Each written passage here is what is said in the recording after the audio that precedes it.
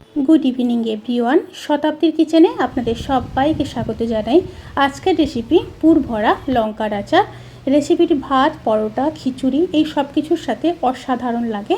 আর যদি এইভাবে সঠিক পদ্ধতিতে বানানো যায় তাহলে 1 থেকে 1.5 বছর পর্যন্ত অতি অনায়াসেই সংরক্ষণ করে রাখা যায়। তাহলে চলুন শুরু করা যাক আজকের এই সহজ রেসিপি।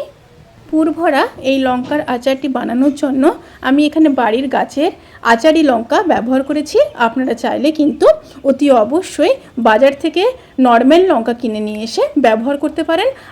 আর একটা দিক অতি অবশ্যই খেয়াল রাখতে হবে যে লঙ্কাটা যেন একটু বড় সাইজের হয়, তাহলে কিন্তু এই রেসিপির ক্ষেত্রে খুবই ভালো হবে।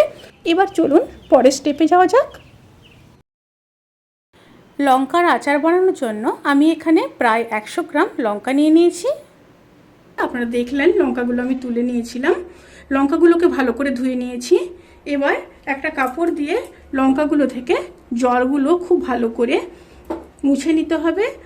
অতি অবশ্যই কিন্তু খেয়াল রাখতে হবে যে লঙ্কার গায়ে যেন একটু জল লেগে না থাকে, তাহলে কিন্তু বেশি দিন পর্যন্ত স্টোর করে রাখা যাবে না। প্রত্যেকটা লঙ্কাকে খুব ভালো করে মুছে নিয়ে 1 ঘন্টা রোদে শুকিয়ে নিতে হবে। লঙ্কার সাইজটা দেখে বুঝতে পারছেন যে লঙ্কাটা কতটা বড়।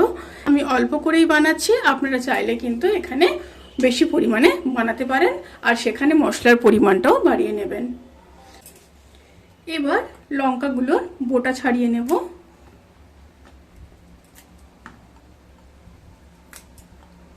এইভাবে সমস্ত লঙ্কার বোটাগুলো ছাড়িয়ে নিয়ে তারপর ফিরে আসছি। সমস্ত লঙ্কার বোটাগুলো ছাড়িয়ে নিয়েছি। এবার মাঝখান থেকে এইভাবে কেটে নিতে হবে। কেটে নিয়ে লঙ্কার মধ্যে যে বীজগুলো আছে ওইটা বার করে নিতে হবে। লঙ্কার বীজটা আমি একটা চামচ দিয়ে বার করে নিচ্ছি।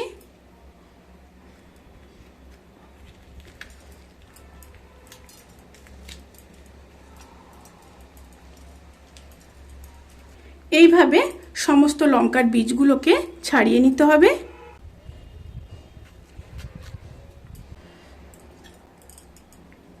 আরও একটা দেখিয়ে দিচ্ছি।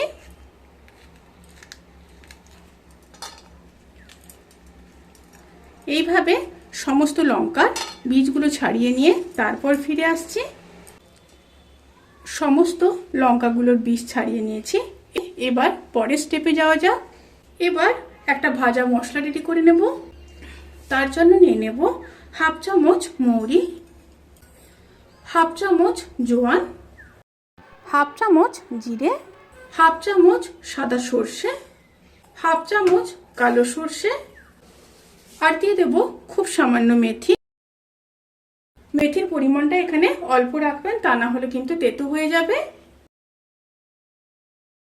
মশলাগুলো যখন হালকা ভাজা হয়ে যাবে সেই সময় দিয়ে দেব 1/2 চামচ গোলমরিচ। এবার মশলাগুলোকে খুব ভালো মতো ভেজে নেব। মশলাগুলো খুব ভালো মতো ভাজা হয়ে গেছে। এবার গ্যাসের ফ্লেমটাকে অফ করে দেব। অফ করে দিয়ে মশলাটাকে অন্য জায়গায় ট্রান্সফার করে নিয়ে ঠান্ডা করে গুঁড়ো করে নেব। এবার একটা প্যানের মধ্যে প্রায় 50 ml মতো সর্ষের তেল দিয়ে দিলাম। তেলটাকে গরম করে নেব। আর দিয়ে দেব 1/2 চামচ কালো জিরে।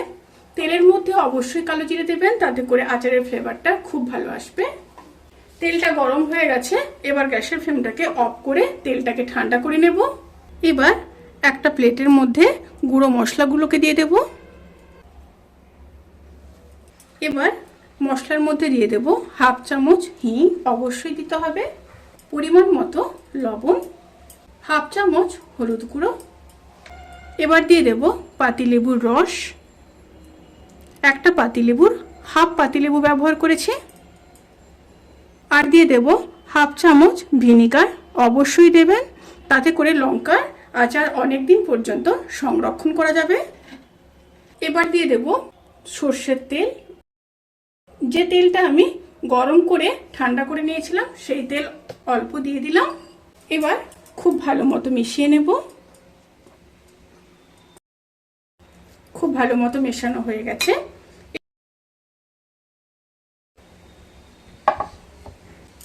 এবার প্রত্যেকটা লঙ্কার মধ্যে পুরগুলোকে ঢুকিয়ে নেব।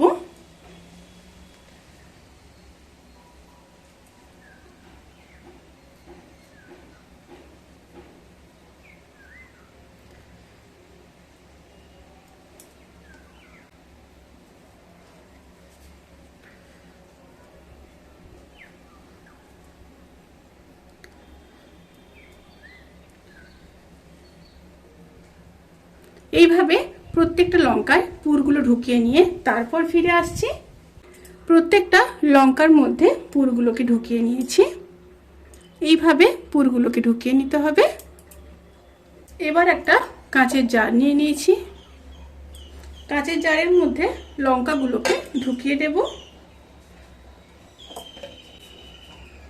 অবশ্যই কিন্তু আপনারা এয়ারটাইট কাঁচের জার ব্যবহার করবেন, তাতে করে আচারটা কিন্তু 1 থেকে 1.5 বছর সংরক্ষণ করে রাখতে পারবেন। এবার এর মধ্যে গরম করে ঠান্ডা করে রাখা সর্ষের তেল দিয়ে দেব।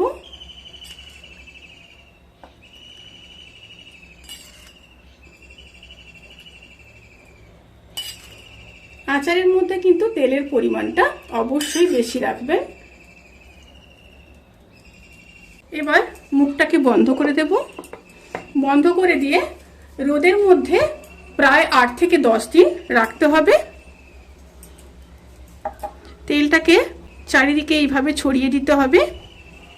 প্রত্যেকটা লঙ্কার গায়ে যাতে তেল লাগে সেদিকটা অতি অবশ্যই খেয়াল রাখতে হবে। 9 থেকে 10 দিন এই জারটাকে রোদের মধ্যে রেখে দেব। তারপর প্রত্যেক মাসে 1 থেকে 2 বার করে জারটাকে যদি রোদে রাখা যায় তাহলে কিন্তু অনায়াসে 1 থেকে 1.5 বছর সংরক্ষণ করে রাখা যাবে। রেসিপিটি কেমন লাগলো প্লিজ কমেন্ট করে জানাতে কিন্তু ভুলবেন না। যদি ভালো লেগে থাকে তাহলে সাবস্ক্রাইব করে পাশে থাকা বেল আইকন প্রেস করে নোটিফিকেশান অল করে রাখবেন। তাতে করে আমি যত রেসিপি দেব সমস্ত লিংক আপনাদের কাছে পৌঁছে যাবে। আপনারা সবাই ভালো থাকবেন, সুস্থ থাকবেন, সাবধানে থাকবেন। আজকের মতো এই পর্যন্ত। পরের ভিডিওর জন্য অপেক্ষা করুন। টাটা।